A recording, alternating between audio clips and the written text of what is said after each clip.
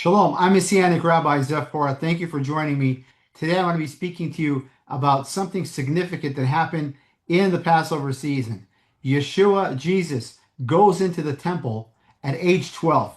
What does it have to do with Passover? What's the significance of him being at age 12? And why did his parents only find him after 3 days? But before I start with the message, I want to give you a little update about what's happening here in Israel. The war continues. Iran continues to blast Israel with missiles. Hezbollah continues to blast Israel with missiles. But in the midst of everything that's going on, the gospel is going forth. We will not stop preaching the gospel no matter what. We're helping with humanitarian aids. We're helping people that lost their homes, and we're helping them by the love of Yeshua, not just giving them basic necessities and helping them go to the hospital and bringing them medicine and everything that they need, but also the main thing is showing them the love of Yeshua. I want to thank all the brothers and sisters around the world for praying for us, for standing with us. We couldn't do without you. There are so many families that are suffering right now and don't have the ability to celebrate this Passover with unleavened bread. We are helping them. Please like and subscribe and forward to as many as you can so the word can get out. So today's message is the Passover season. Yeshua at age 12 goes into the temple. Before we get into that, I'd like to touch a little bit about the context. I'm going to paraphrase Deuteronomy 16, verse 16. 3 times a year, all your males must appear before the Lord in the place that he chooses, in the feast of unleavened bread, in the feast of Shavuot, feast of weeks, and the feast of Sukkot, tabernacles. Notice that it says at 3 times a year at the place where God will choose, because many have suggested that you have to be in Israel at that time, in Jerusalem. That's not the case, because God says at the place where you shall choose. Now, usually I'm in Israel in the feast, but there have been times where God has sent me to the nations, where I have actually preached the gospel to the nations in the feast, because that was the place that God chose for me at that time. With that background, that we can understand that Deuteronomy 16 says 3 times a year, we can get into our message. I'm going to read now Luke chapter 2, verse 41 and 42. His parents went to Jerusalem every year at the feast of Passover. And when he was 12 years old, they went to Jerusalem, to Yerushalayim, according to the custom of the feast. Now, what custom is he speaking about? We read before in Deuteronomy 16:16 that 3 times a year, all your males should appear before the Lord at the place where he will choose. And so it says over here that he was 12 years old and his parents brought him up according to the custom. But that word custom is not what the Hebrew says. In Hebrew it says, Lefi mitzvat achag, which means according to the command of the feast. And so it's a command, it's not a custom. A custom would imply that it's something that man invented. It's not a custom. It is a mitzvat chag. It is a command. According to the command, they brought him at age 12. And this shows us that from age 12, boys begin to have accountability, meaning they're not men yet, but the father is no longer responsible for their actions, for their sins. Therefore, they begin to be accountable. And for this reason, his parents brought him up to Yerushalayim, to Jerusalem, in the feast when he was 12 years old. This will explain why Yeshua, at age 12, when he went into the synagogue and the Pharisees were there, they didn't take him out of the synagogue because it was acceptable. Why? Number one, he was at age 12, the age of accountability. And number two, there were many boys in the synagogue at that time preparing for what they call the Bar Mitzvah. Now, I want to make something very clear. The word Bar Mitzvah is not in the Bible. It is not biblical. It was added by the rabbis because the word mitzvah means command. And there's no command in the Bible to celebrate a ceremony like this. Having said that, the Bible says that the Jews were blinded in part. And so they're partially blind. They're missing the Holy Spirit. They're missing Yeshua. And so they get part of it right. They're right that from age 12, 13 begins to be accountability. What they did is they added this bar mitzvah ceremony that's not biblical. Yeshua used this opportunity at age 12 to go in there and to start to share and teach the Pharisees. But it explains, number one, why they allowed him in. Number two, they assumed that his parents dropped him off there like the other boys. Now it's very Jewish when you want to share a message, when you want to share something, that you ask questions. This is the way we do it. And Yeshua was doing the same thing. He was in the midst of the synagogue with the leaders, asking them questions, but really preaching to them. I'm going to read Luke chapter 2, verse 43. When they had finished the days, as they returned, the boy, Yeshua, Jesus, lingered behind in Jerusalem, and Joseph and his mother did not know it. Now I'm going to read Luke 2, verses 44 to 46. But supposing him to have been in the company, they went a day's journey and sought him among their relatives and acquaintance.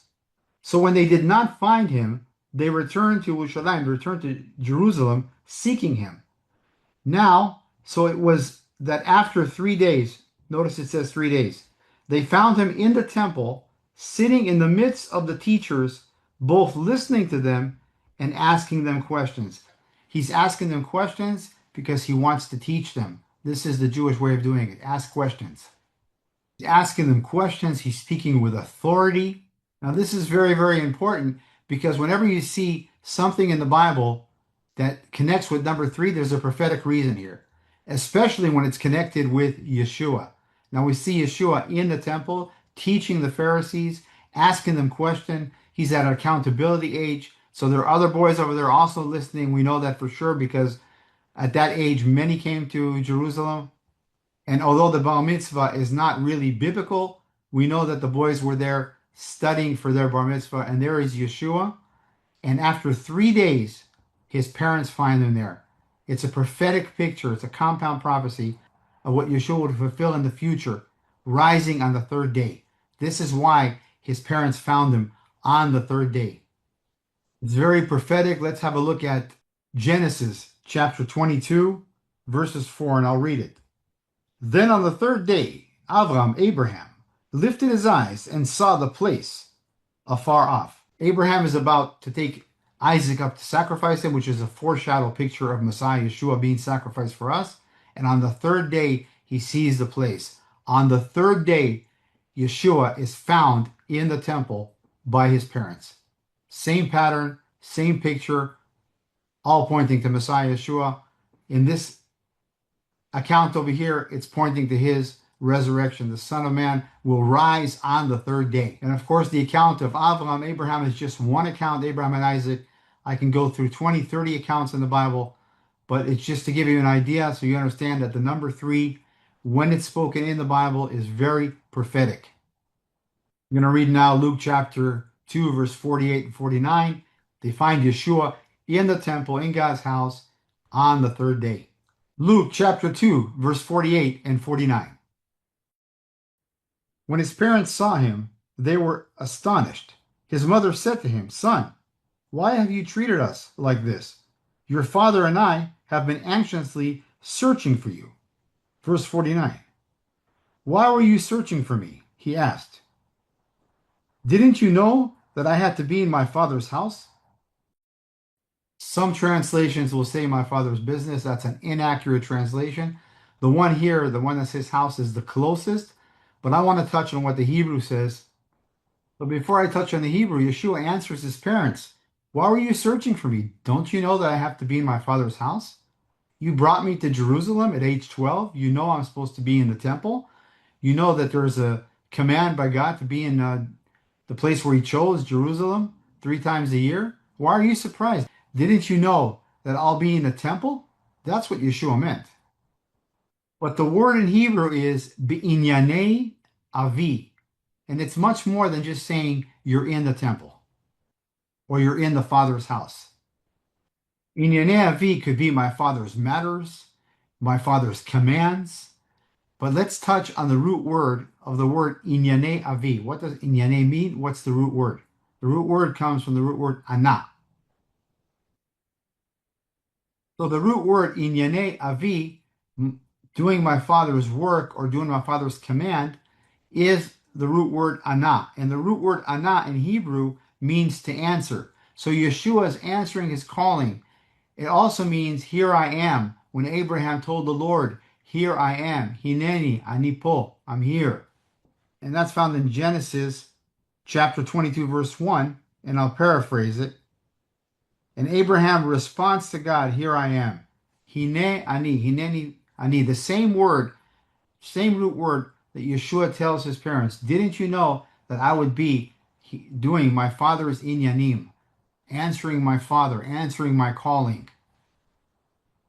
And of course, we know as believers in Yeshua that Yeshua and the Father are one. It's in John chapter 10, verse 30. I and the Father are one. And of course, when Yeshua was walking in the flesh, there was no New Testament. Everything that he was quoting was from the Old Testament. And he's quoting from Psalms 27, verse 4. And I'll paraphrase it: to dwell in the house of the Lord. This is what Yeshua is fulfilling in that Bible passage. And the word in Hebrew is the same word in Yanei Avi in the Hebrew text. So he's fulfilling that Bible passage right there. Another prophetic Messianic prophecy. Yes, David is the one that's writing it under the inspiration of the Ruach HaKodesh, the Holy Spirit.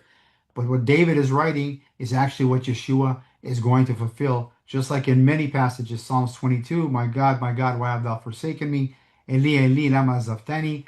Also, David was writing it under the inspiration of the Ruach HaKodesh, and we know that it's a direct reference to Yeshua being on the tree, on the cross. In the same way here, it's a direct reference of Yeshua being in the temple at age 12 and responding to his calling.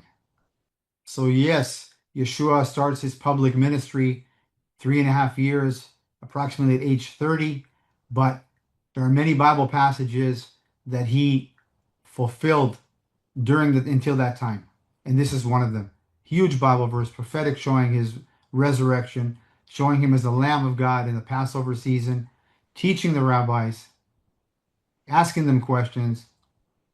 So what is God really speaking to us in this season? Yes, it's the greatest gift given to mankind. Yeshua rises from the dead, conquers sin once and for all, gives us eternal life. But what is God speaking to us in this season right now?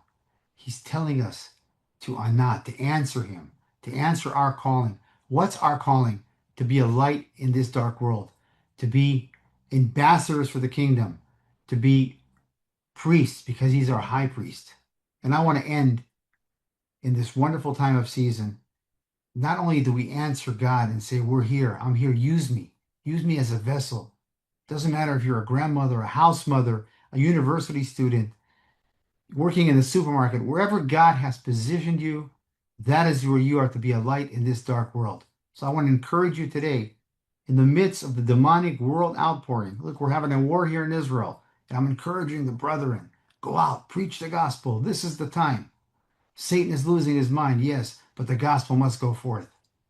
God will protect. God will shield. The Bible says that God is Magen. He is our shield. He's our protector.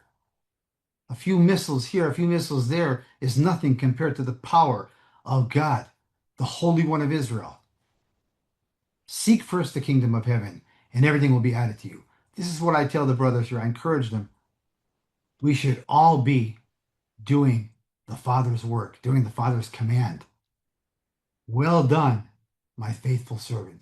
And I want to take this opportunity once again to ask the brothers and sisters around the world to pray for us here in Israel, to pray for the lost sheep of Israel, and to pray for all those that lost their family members and their homes. May they come to know that Yeshua is the Messiah. He is the Lamb of God. He is the King of Kings. And I want to end with Numbers chapter 6, verse 24 to 26, the priestly blessing. Yivarechecha Adonai v'yishmarecha. Ya'er Adonai panav elecha v'yichunecha. Yisa Adonai panav elecha v'yasem lecha shalom. May the Lord bless you, and may the Lord keep you. May the Lord make his face shine upon you, and be gracious to you. May the Lord lift up his countenance upon you, and give you his peace. In Yeshua's name, B'Shem Yeshua HaMashiach, amen. Pray for the peace of Jerusalem. Psalms 122, verse 6. May they prosper those that love thee. I'm Messianic Rabbi. Zev Porat, sending you blessings from Israel in this wonderful time of the feast of Passover, unleavened bread. In the mighty name of the King of Kings and Lord of Lords, Aryeh Yehuda, the Lion of the tribe of Judah, the great I am, Jesus Yeshua. Amen. Shalom.